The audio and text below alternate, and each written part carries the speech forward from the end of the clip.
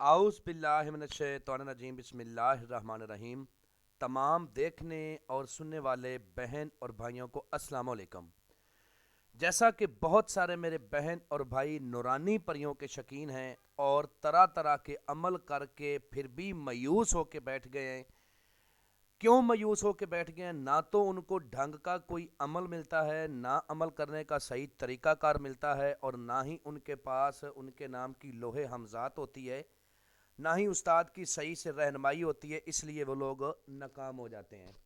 आज जो अमल आप लोगों की खिदमत में लेके हाज़िर हुआ हूँ, ये अमल नहायत ही मजर्रब अल मजर्रब है। अमल का अनवान है 2 लफ्ज़ से नूरानी परी की हाज़िरी का अमल। 7 मिनट में इस अमल में कामयाबी होती है। एक एक अमल को करने के बाद आपको किसी दूसरे अमल की ज़रूरत नहीं पड़ेगी। चैनल को सब्सक्राइब कर लें ताकि अमलियात की नई से नई वीडियो आपको मिलती रहे और आप लोगों के इल्म में इजाफा होता रहे। अमल करने का तरीका नहायत ही आसान है। अमल आपने बाद नमाज इशा करना है, ठीक है। अमल करने से पहले आपने कुछ सदका खैरात कर लेना है। सदका खैरात करने के बाद आपने अमल करना है। जो आपकी जेब इजाज़त दे वो आपने सदका खैरात कर देना है।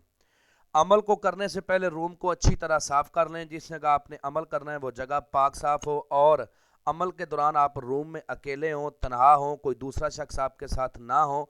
अमलियात की दुनिया में तनहा होना और अमल को राज में रखना ये इतना ज़रूरी होता है कामयाबी के लिए कि जितना भी इस चीज़ पर मैं आप लोगों को वजाहत करूं उतना ही कम है।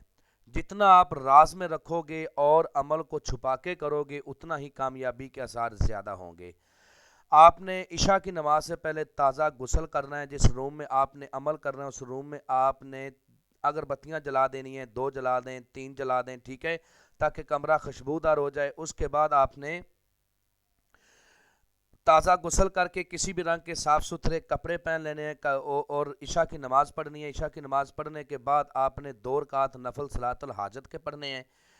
हाजत के पढ़ने के बाद आपने अल्लाह के हज़ूर अपने अमल की कामयाबी के लिए दुआ मांगनी है। फिर आपने अल्लाह के हज़ूर गुनाह ना करने का वादा करना है और आने वाले वक्त में आपने गुनाह ना करने का पक्का अल्लाह पाक से वादा करना है और अपने गुनाहों की अल्लाह पाक से माफ़ी मांगनी है। फिर किबला रुख होकर बैठ जाना है।